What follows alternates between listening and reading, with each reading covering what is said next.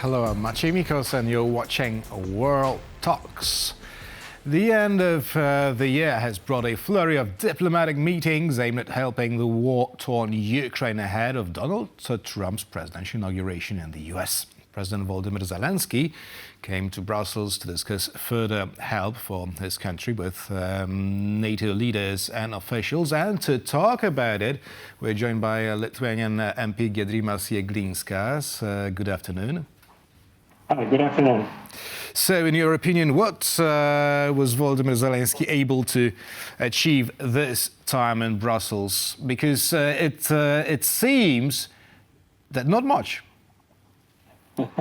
I think the hunch here is probably correct. I think, first of all, we have to be very stark and look at the mirror here in Europe and see, really, can any meaningful decisions on defense and security happen in Europe these days when Europe is itself not spending enough? Many European countries, especially the real Western European countries, are not spending enough, while they want to have an ambition to be part of these discussions. At the end of the day, I think we know it very well what's going to happen. I think, everybody, including President Zelenskyy and others, are waiting for Donald Trump to take over. So January 20th inauguration, that's going to be the key date, I think, when calculations on any potential peace deal or any kind of future support will be happening from then. I think it is important to come to Brussels, of course, to meet the NATO SecGen, to meet the allied leaders. I think that's good to talk about it, but at the end of the day, it is about who's going to support Ukraine until the victory. I think President Zelenskyy has been probably the best he remains the most important, most outstanding communicator in the world. He has a very clear vision. He knows what Ukraine needs. The question is how can Europe help? And I think at this point, it's very hard to see. Mm-hmm. Actually, Volodymyr Zelenskyy, all he wants are security guarantees for his country. And the main such guarantee would be membership in NATO. But is the NATO perspective any closer for Ukraine after this meeting in Brussels? Well, I think the key, again, we go back to the kind of the first sort of ground zero of any decision making nowadays is, I think, what's happening from what sort of message we're going to get from the White House. And, if Donald Trump, after some sort of intermingling sort of conversations with the European leaders, perhaps gets assurances that Europe will start finally spending enough on defense, finally taking care of most of those, security sort of guarantees within the NATO, alliance. Of course, I think keeping the U.S. troops potentially at the same level as they are now, I think maybe we'll see some sort of leaning towards expanding the NATO membership. But I guess we'll see. Nobody knows. But I think at this point, it's really about NATO. NATO membership is the ultimate security guarantee.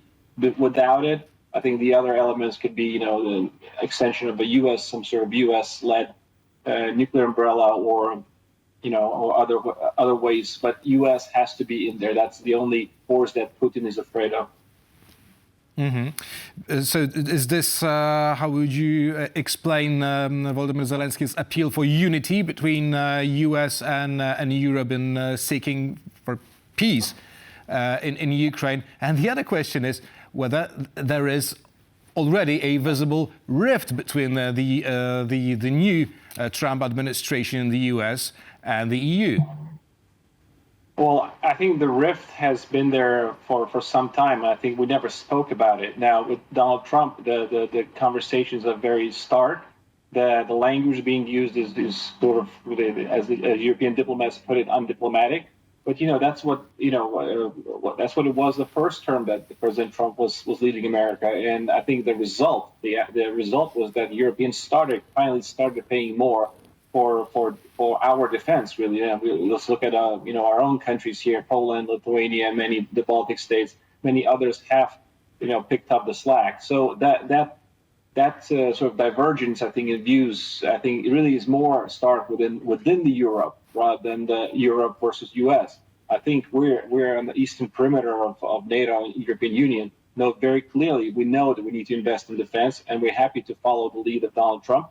Now, of course, we're investing not because Donald Trump is telling us to do that, because we know this is something that's absolutely vital for our survival. It's vital for our economies, for the freedom, for the democracy that we're trying to defend.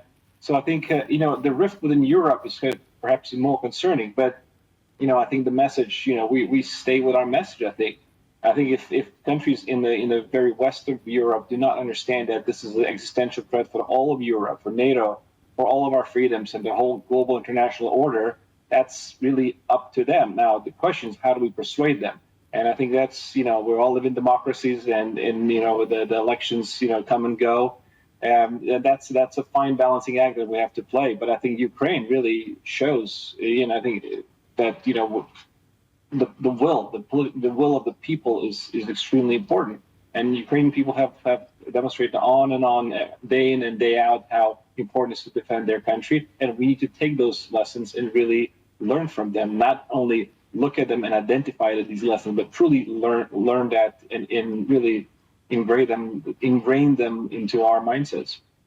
Actually, the countries of the EU's West intend to send their peacekeepers to Ukraine, while the western flank of NATO looks rather reluctant at the idea. How to explain this phenomenon? Well, I think the whole peacekeeping, again, not to show any skepticism towards this potential deal. I think there are a couple of conditions that any peacekeeping deal has to have. First, it has to be very well resourced.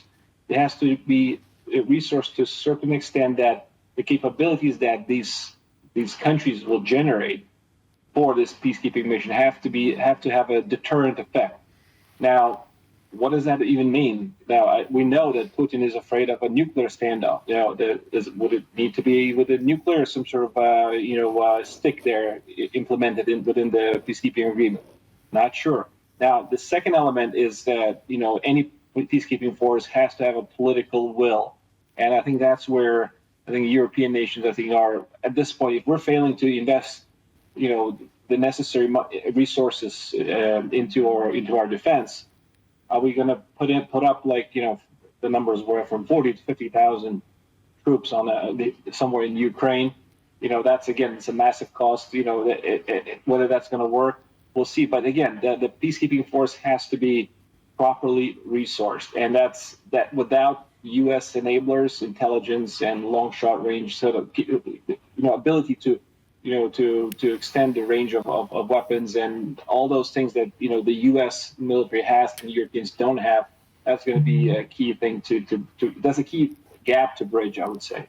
Mm-hmm. Today, Vladimir Putin held his annual Q&A session with the journalists and his compatriots as well. Now, what do you make of his words that he's ready for a compromise in Ukraine in negotiations with Donald Trump? Well, that's typical brinkmanship that I think that Putin is showing. I think we've heard it a long time ago that he's supposedly ready to negotiate. I think it also, if we take these words seriously, I think it also potentially shows that he potentially can be feeling good because he wants to get on at the negotiation table. I think when you have a conflict, a war like that, you want to go to the negotiation table only if you have a leverage, if you have some sort of advantage. So perhaps he feels that he has it. Now, I think there's different intelligence agencies talk about different things, and news analysts speak about the Russian economy. Is it good or is it bad?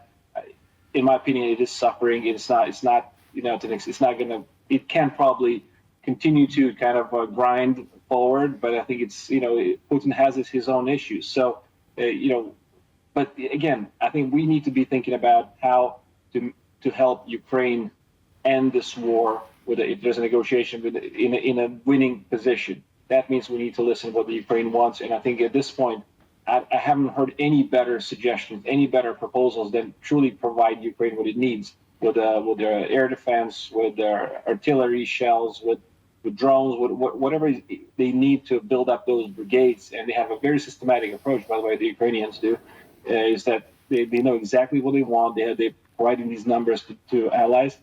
Let's provide them what they need, so they get some sort of advantage, so we can get pushed back against the Russians. get them to that leverage that they need to really to sit down at the table and really dictate that certain conditions rather than just accepting anything that Putin would propose. So you basically agree with Lithuanian President Gitanas Nausėda, who said today that it's way too early for any peace negotiations.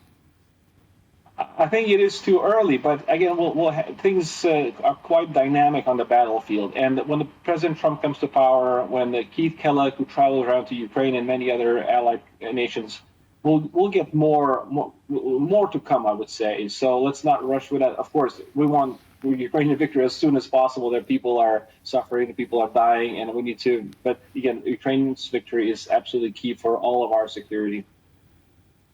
Giedrimas Jeglinskas, Lithuanian MP, was our guest today. Thank you very much, and thank you for watching, and stay with us for more here on TVP World.